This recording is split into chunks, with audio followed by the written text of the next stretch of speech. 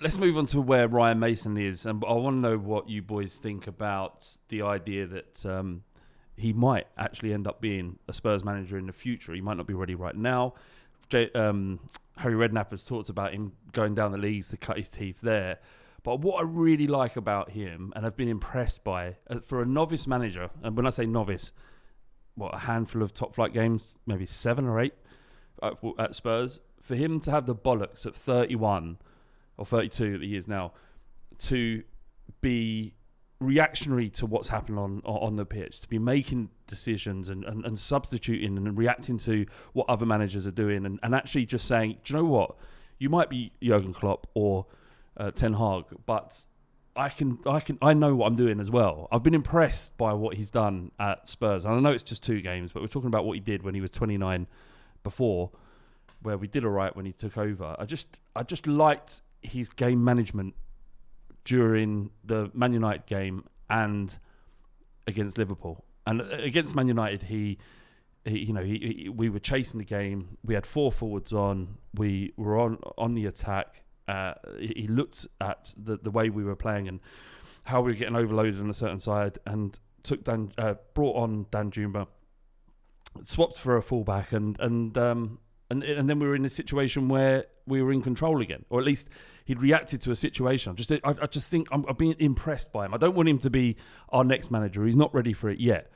But do we keep him in the fold, or do you kind of just think let him go elsewhere and learn the game, or do you teach him from within, Rick? What do you reckon? I would. So I as well. I have not really been a Mason fan when he was honestly, when he was coming in and he was going to be the one taking over. I was a bit like, oh, for fuck's sake, not again.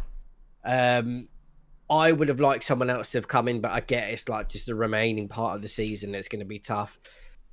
Hearing him speak, though, he does sound pretty Tottenham through and through, and he is quite emotive. He does understand it. He gets it, which is what we have been kind of crying out for over the last few years of our other managers, that there's been this disconnect where it's like, I've come here to do you guys a favour, really, whereas Ryan Mason's like, I actually want it and I'm going to prove it and I'm going to put everything into this.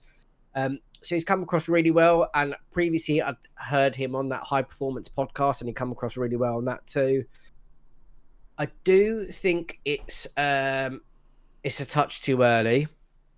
Like where you're saying he's 31, 32, you've got other managers that like Nagelsmann, who I think is like 35 or something. 36, yeah, I think. So I mean, it's not a huge gap, but Nagelsmann has managed like Mainz, Bayern Munich, Leipzig, Hoffenheim as well. Hoffenheim. But, oh yeah, okay.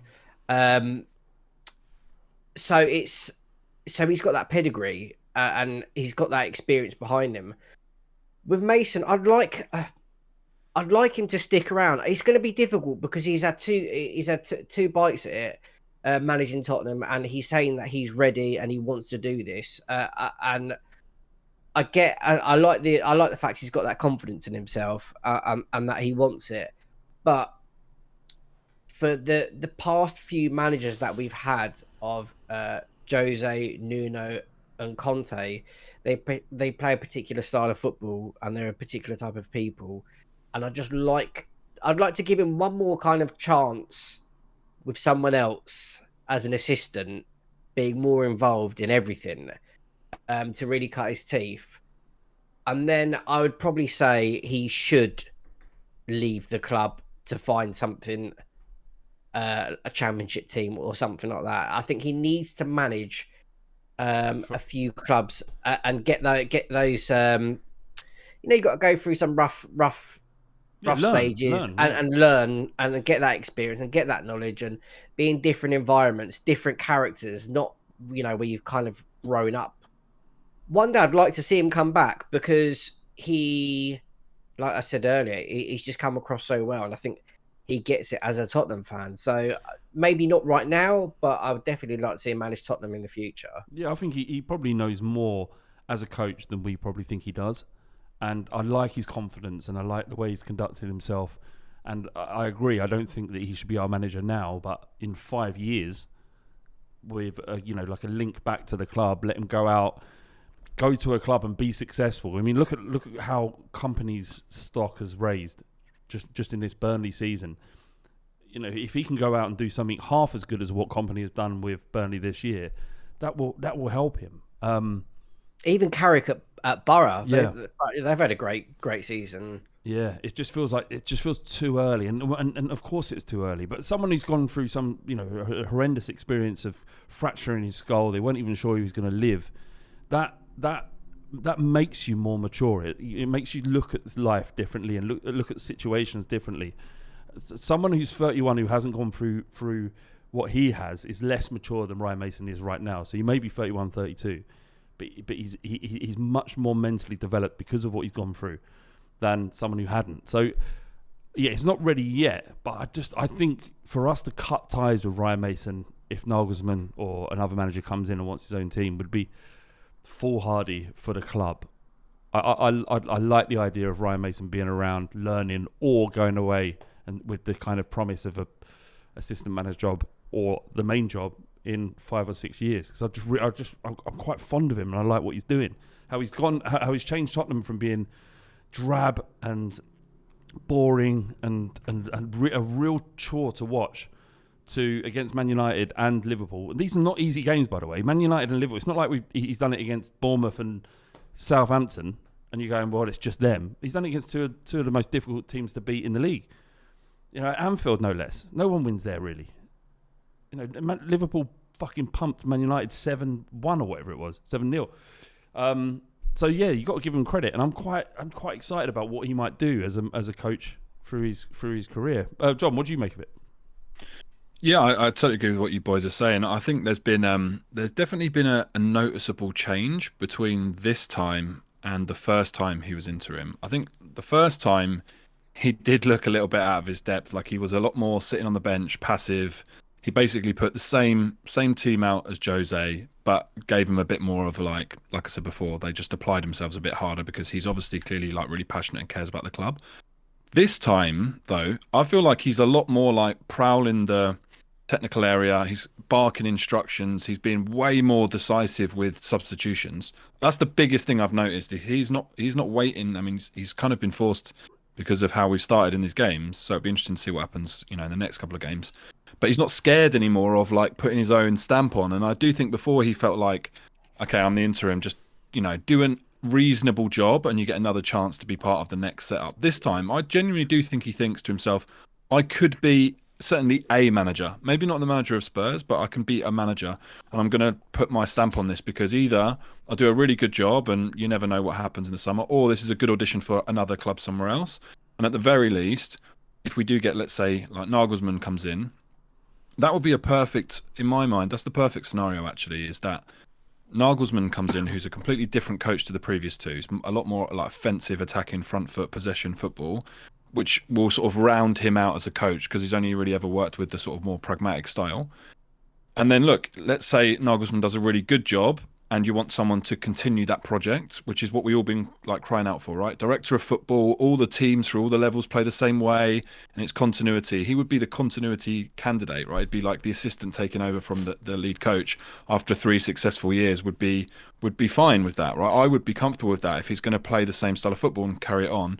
Or it doesn't work out and you need someone who's going to, come in and try something new. And maybe he could be that. And worst case scenario, he leaves and comes back in a few years' time. But either way, I think the one thing that we're seeing from him is that his passion for the club is really obvious. And as a base level, that's what we all want. We all said the thing about Conte that was so frustrating is he just treated the club with such disdain, like he just didn't want to be there and was constantly throwing us under the bus. Mason's proper proud to represent the club. And that might seem trivial to some, but it means a lot to me that he cares that he's representing us.